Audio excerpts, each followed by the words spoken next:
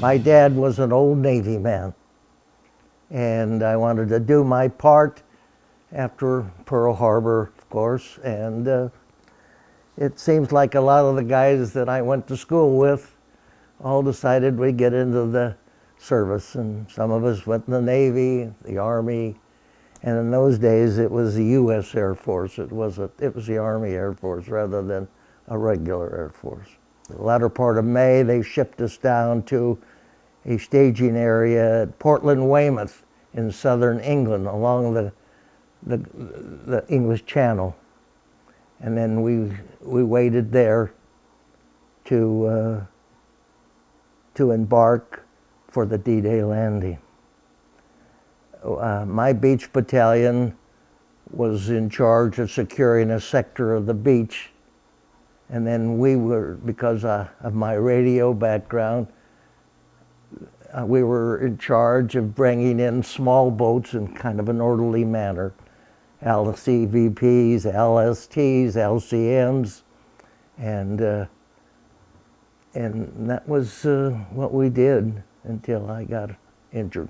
Stationed along with us was a PT squadron, and they're the ones that brought our beach battalion into the Normandy beachhead, which was then was renamed Omaha Beach.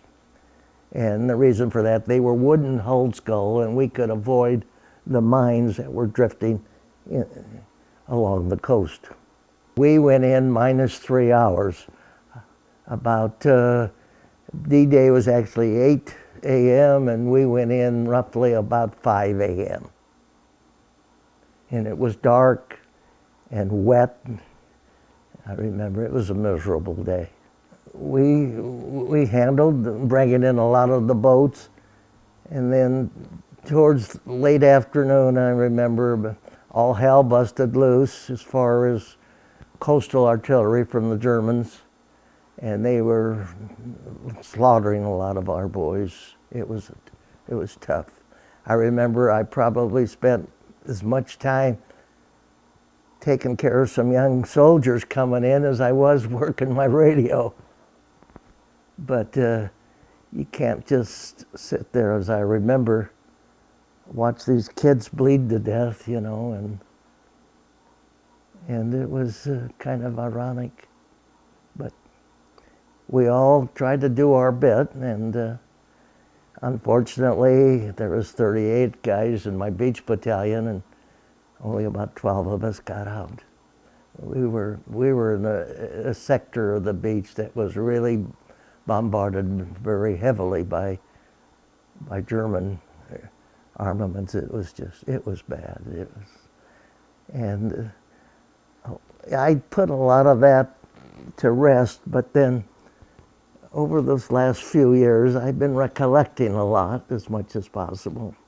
I got hurt and I was injured, and I was lifted off of Omaha Beach the second day in an ambulance ship, and I was shipped to Southampton, England, to a Army hospital, and I was in the hospital for about 2.5 months. My most memorable is taking care of some young boys in the heat of the battle on the beach, I think.